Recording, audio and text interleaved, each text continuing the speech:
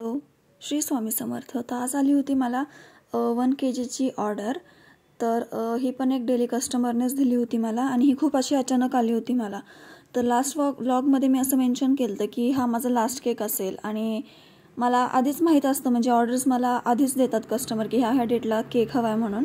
तर मला कालच्या व्लॉगनंतर परत ऑर्डर आलीच नाही, त्यामुळे मी आज निवांत होते त्यामुळे मग मला 2:30 वाजता ऑर्डर आली. तर ऑर्डर आल्यानंतर त्यांनी मला इमेज सेंड केला. मी ऑलरेडी तो केक बनवलेला आहे, फक्त मी तो सर्कलमध्ये केला आहे, राऊंड शेपमध्ये केला आहे.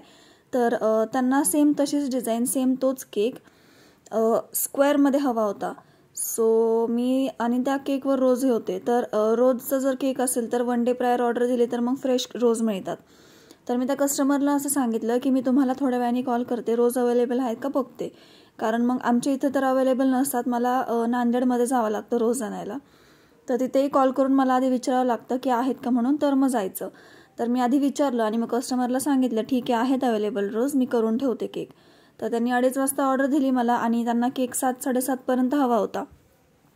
तर मी लगेच बेस लावला आणि केक रेडी करायला घेतला. 3 लेयर्समध्ये कट केला केकला. आणि सगळ्यांना माहिती आहे की राऊंड शेप पटकन फिनिशिंग होती, पण स्क्वेअर आणि रेक्टँगल शेपला फिनिशिंग करणं म्हणजे खूप अवघड आहे, म्हणजे लवकर फिनिशिंग होतच नाही त्याला. आणि मग नंतर फायनली मी ह्याला फिनिशिंग करायला घेतली. तर हा रोज फालुदा फ्लेवर होता आणि ह्याच्या आधी त्यांनी बेंटो केक नेला होता, सो तो पण रोज फालुदाचा होता. त्यांनी फर्स्ट टाइम खाल्ला तो आणि त्यांना खूप आवडला, सो त्यांनी हा पण 1 kgचा मला रोज फालुदामध्येच दिला. तर हा क्रमकोट करून मी फ्रीजमध्ये ठेवला होता, तोपर्यंत इकडे तयारी करून घेतली मी. 2 पायपिंग बॅग्समध्ये क्रीम फिल करून ठेवली होती. एक पायपिंग बॅगने तर मी आउटर कोटिंग करते आहे आणि एक पायपिंग बॅग मी फ्रीजमध्ये ठेवली होती, कारण उन्हाळ्यामध्ये व्हिपिंग क्रीम बाहेर ठेवणं हे पॉसिबल नाहीच आहे, कारण जरी तुम्ही ठेवलं तर मग क्रीम मेल्ट होणार आणि केकला फिनिशिंग प्रॉपर येणार नाही, एकतर आधीच हा स्क्वेअर शेपमध्ये. तर हा केक होता, देवीसाठी पाहिजे होता हा केक. सो त्यांनी मला आधीच सांगितलं होतं की जे रोज असतात ते फ्रेश लावा, कारण देवीसाठी हवा आहे केक, थोडं फ्रेश असलं तर मग चांगलं होईल. सो मी फ्रेश फ्लावर्स पण घेऊन आले, त्याचाही पुढे आहे मी ॲड केले. तर असं जर स्क्वेअर शेप वगैरे काही असेल तर मग असं मी कार्डनेच फिनिशिंग देते, कारण स्पॅच्युलानी फिनिशिंग व्हायला खूप वेळ लागतो आणि कार्डनी एकदम फास्टमध्ये फिनिशिंग होती आणि एकदम प्रॉपर प्लेन होतं सगळीकडून. तर हा एकदम असं छान प्लेन झाला आहे आणि जी एक्स्ट्रा क्रीम आहे जी बेसला लागली आहे ती मी टिश्यूनी पूर्णपणे क्लीन करून घेतली आहे, कारण केकला लुकही छान येतो एकदम क्लीन असेल तर. आणि नंतर वरतून प्लेन छान दिसत नव्हतं, सो मी वरतून मेसी डिझाईन करून घेतली राऊंड पूर्ण.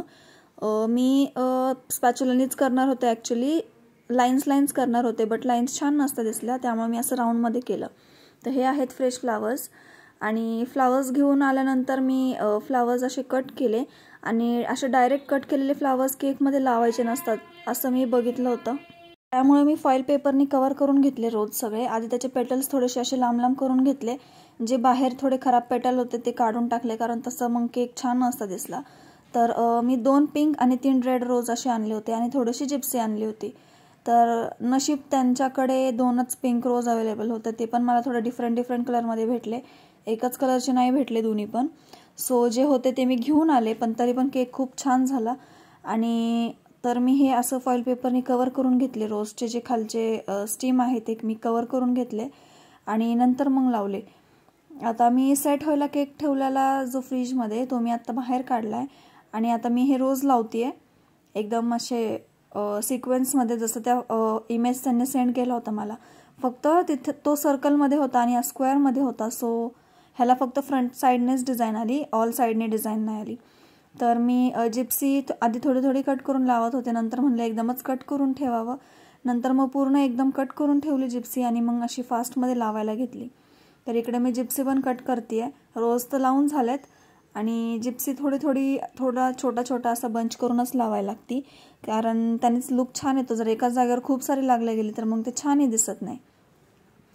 तर मी जो तुम्हाला टॉप व्ह्यू दाखवला केकचा, तो मला खूप दिवसापासून तुम्हाला दाखवायचा होता, सो त्याच्यासाठीच मी स्टँड ऑर्डर केला होता आणि त्या स्टँडचा व्हिडिओ मी उद्या अपलोड करणार आहे.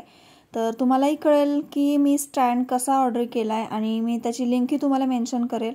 जर तुम्हाला त्याची लिंक हवी असेल तर मला ह्या व्लॉगमध्ये कमेंट करून सांगा, तर की कोणाला लिंक हवी DM करा, मी त्यांना ती लिंकसुद्धा शेअर करेल आणि कशावरून ऑर्डर केले तेही सांगेल मी तुम्हाला. आणि स्टिकचं मी अनबॉक्सिंग करतानाही व्हिडिओ उद्या अपलोड करणार आहे, नक्की करणार आहे तो व्हिडिओ अपलोड. तर हे अशी छान अशी मी जिप्सी लावते. जिप्सी थोडे विचार करून लावायला लागते, कारण सगळीकडून कवर झालं पाहिजे आणि लुक पण छान यायला पाहिजे. सो थोडंसं हळूहळूच करत होते आणि लास्टला तुम्हाला फायनल लुक कळेलच केकचा. आणि मला माहिती आहे की तुम्हाला हा केक खूप आवडेल. जसं मी लास्ट व्लॉगमध्ये सांगितलं होतं की मी तुम्हाला नाराज नाही करणार. हा व्लॉग खूप छान असेल आणि हा केक पण खूप छान असेल, जो मी फर्स्ट टाईम बनवला आहे स्क्वेअरमध्ये. तर आणि ह्या केकवर त्यांनी मला आईसाहेब असं नाव टाकायला लावलं होतं आणि मी छानसं पिंक कलरने असं नाव टाकलं. आणि जे गोल्डन पेपर असतात, जे इटेबल असतात, जे स्वीटवर वगैरे पण लावतात, ते सुद्धा ह्या केकला मला लावायचे होते. आणि हे फ्लावर्स वगैरे सगळं लावून झाल्यावर मी गोल्डन पेपर्स लावायला घेतले. आणि ते पण खूप हळूहळू लावायला लागतात, कारण ते खूप नाजूक असतात, लगेच फाटतात. आणि आता मी तेच लावायला घेते गोल्डन पेपर्स. पहिले मी बीड्स टाकून घेतले, बीड्स टाकून झाले, हे गोल्डन पेपर्स लावले. तर हा आहे केकचा लुक आणि हा आहे केकचा फायनल लुक.